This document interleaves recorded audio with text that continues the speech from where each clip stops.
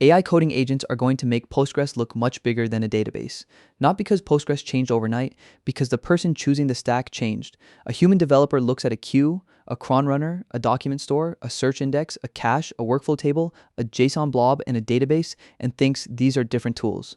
An AI coding agent looks at the same list and thinks these are tables. That difference is about to matter. For years, developers avoided using Postgres for too much, not because Postgres could not do it, because the moment you started using advanced Postgres, the project felt serious.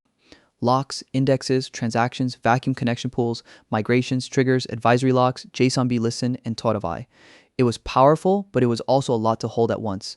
So humans reached for separate tools: Redis for the queue, BullMQ for jobs, Cron somewhere else, Mongo for flexible JSON, Elastic for search, Temporal for workflows, a cloud scheduler for time tasks, a message broker when things got serious. That made sense when humans were holding the architecture. But AI agents do not feel complexity the same way. They do not get tired of writing SQL. They do not mind creating a migration. They can read a schema, inspect rows, run a query, see the result, and patch the app in one loop. And that is why Postgres is becoming the AI coding agent toolbox. Not the only tool, not the perfect tool, but the tool agents keep reaching for when they need a system to remember things, schedule things, lock things, queue things, search things, and coordinate work without inventing another tiny stack. The weird part is that humans spent the last decade splitting apps into more moving pieces. AI agents may spend the next decade gluing them back into Postgres. Hey, don't forget to like and subscribe for more like this. Now, back to the video. The first thing to understand is that agents like visible state. They are much better when the system can show them what is true. A database table is visible state. You can ask what jobs exist. You can ask which ones are running. You can ask what failed. You can ask what changed in the last 10 minutes. You can ask which user owns which object. You can run one query and see the answer. That is exactly the kind of feedback loop an agent can use. Now, compare that with a stack where the real behavior is spread across Redis keys, a worker process, a cloud scheduler, an environment variable, a queue dashboard, a JSON file, and a webhook handler. A human senior engineer might understand that shape. An AI agent can follow it too, but it has to stitch the truth together from more places. That is where mistakes appear. It changes the code but misses the queue configuration. It updates the job payload but forgets the worker. It adds a scheduled task but forgets the production scheduler. It stores flexible data but forgets the index. Postgres gives the agent one place to look: schema rows, indexes, constraints, transactions, permissions, history if you keep it. That is a very agent-friendly shape. The agent can ask the database what exists before it changes the app. It can write a migration. It can run a query. It can see the failure. It can correct itself. And because SQL is explicit, the agent is not guessing through as much hidden framework behavior. Select this, insert that, lock this row, update it only if the status is pending, return the changed row. There is less poetry in that for AI coding. Less poetry is usually good. Queues are the easiest example. Human developers often reach for a real queue early. Redis, SQS, RabbitMQ.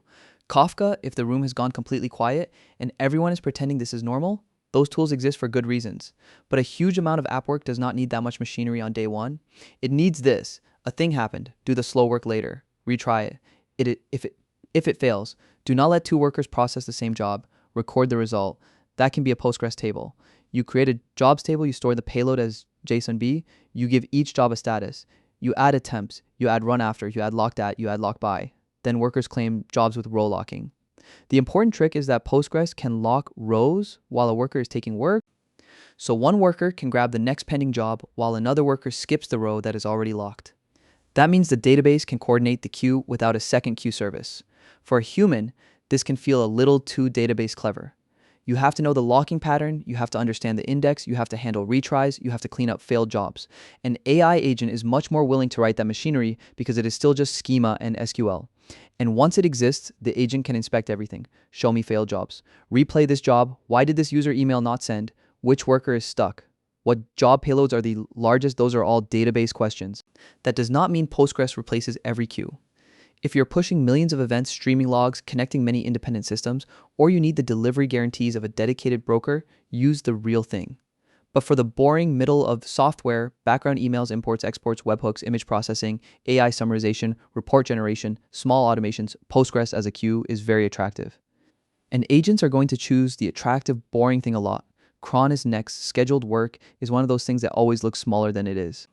Run this every hour, send a digest every morning, clear expired sessions, sync this API every night, retry abandoned payments, refresh this materialized view, simple sentence, Surprisingly annoying system in a traditional stack, the schedule might live outside the app. It might be in a cloud console. It might be in a container entry point.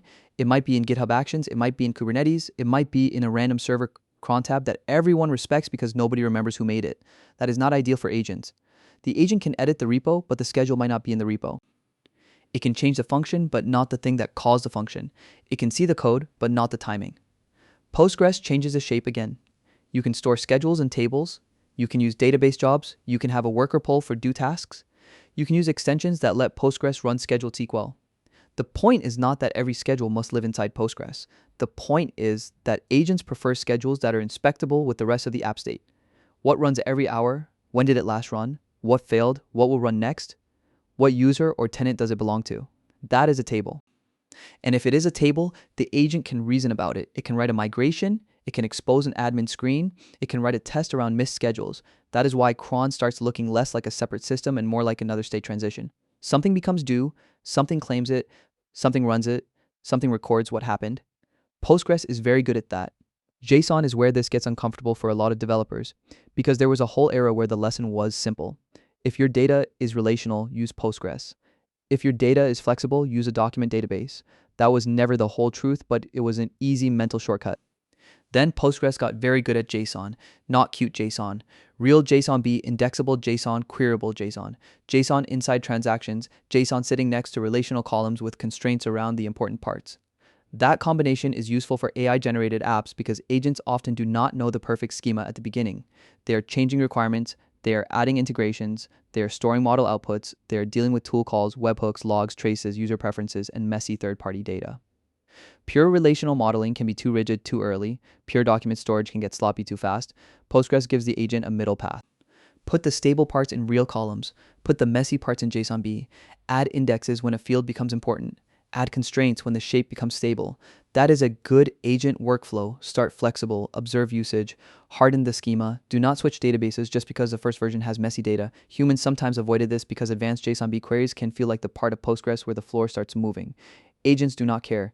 They can look up the pattern, they can generate the query, they can test it, they can add the index. The danger is that they can also overuse it. If everything becomes JSONB, you have not simplified the system. You have hidden the schema in blobs. So the rule is not make Postgres Mongo. The rule is use Postgres as the place where structured data and messy data can become each other over time. That is exactly the kind of gradual system AI agents are good at editing. Search has the same pattern. Developers often treat search as a separate world. Postgres for the app, Elastic or OpenSearch for search, maybe a vector database for embeddings, maybe a separate service for fuzzy matching. Again, all of those tools have a place, but the first version of search in many products does not need a whole search platform. It needs users to find orders, issues, documents, customers, notes, messages, products, support tickets, or code snippets. Postgres can do more here than people give it credit for. It has full text search, it has trigram matching through extensions, it can filter search results using the same permissions and tenant rules as the rest of the app. That last part matters. The hardest part of search is often not matching text. It is making sure the result belongs to the person asking. When search is in a separate system, the agent has to keep authorization logic in sync.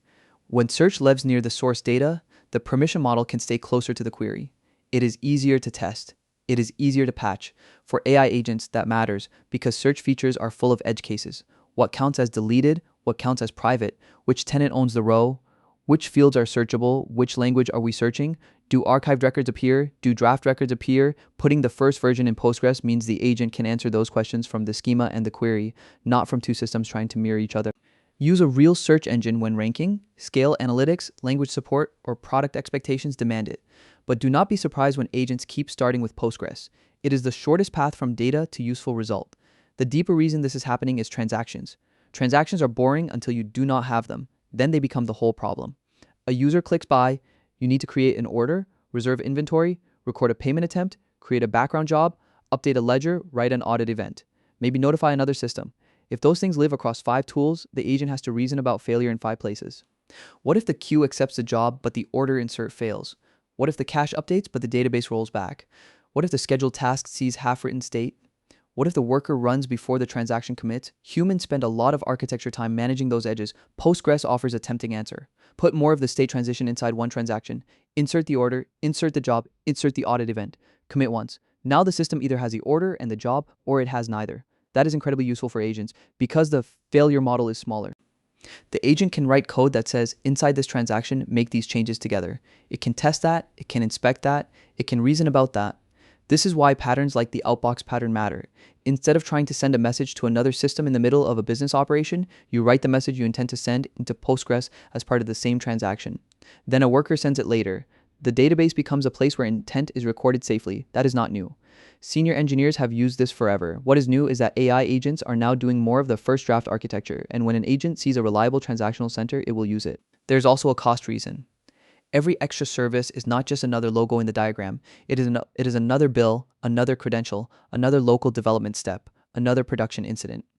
For a human team, adding a managed queue or scheduler might be worth it because the team knows the tool and the scale justifies it. For an agent building a small app, it is often waste. The agent can already talk to Postgres.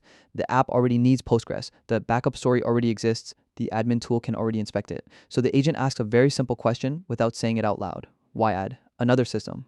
That question is going to reshape starter stacks. A lot of templates still assume that a serious app eventually becomes a collection of services. Database here, queue there, cache there, search there, scheduler there, analytics somewhere else. AI agents push in the opposite direction for longer, use one reliable system until it hurts. Make the app observable inside that system, only split the tool out when the pain is real. The expensive mistake is not using Redis or Kafka or Elastic. The expensive mistake is adding them before the app has earned them. AI agents are weirdly good at postponing that mistake when Postgres is sitting there. Now, there's a trap here. The trap is turning Postgres into a dumping ground.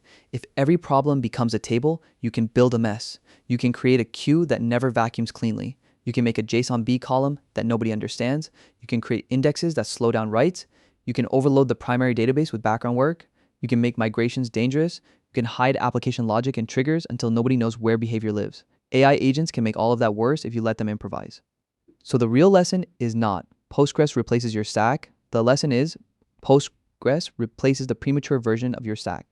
There's a difference. A Postgres queue is great when the job volume is modest and the value is simplicity. It is a bad idea when throughput, isolation, fan-out, or retention need a broker. Postgres JSONB is great when the shape is still changing.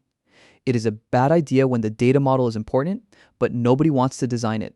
Postgres search is great when search is close to app data. It is a bad idea when search quality is the product. Postgres scheduling is great when jobs belong to app state. It is a bad idea when you need a serious distributed scheduler.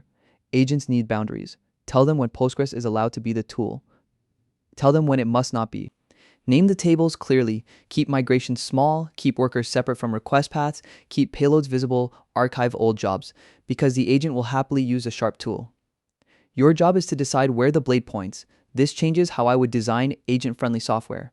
I would not start by asking, what is the most scalable architecture possible? That question is too expensive, too early. I would ask what architecture gives the agent the shortest truthful loop. Can it see the state? Can it change the state safely? Can it inspect the failure? Can it repair the feature without guessing through 5 dashboards? Postgres does well on that test.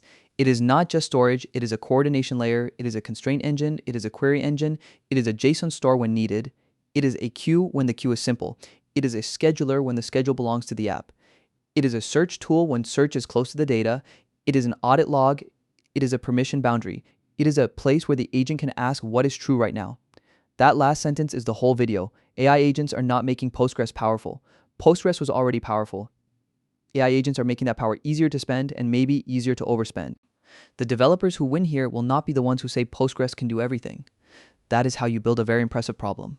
The developers who win will be the ones who know which traditional stack items can stay inside Postgres for the first year and which ones must graduate early. The boring answer is that it depends. The useful answer is that the default is moving. For human coders, the default was often reach for the specialized tool before Postgres gets weird. For AI coding agents, the default is becoming keep it in Postgres until this specialized tool is obviously worth the extra surface area. That is a big shift.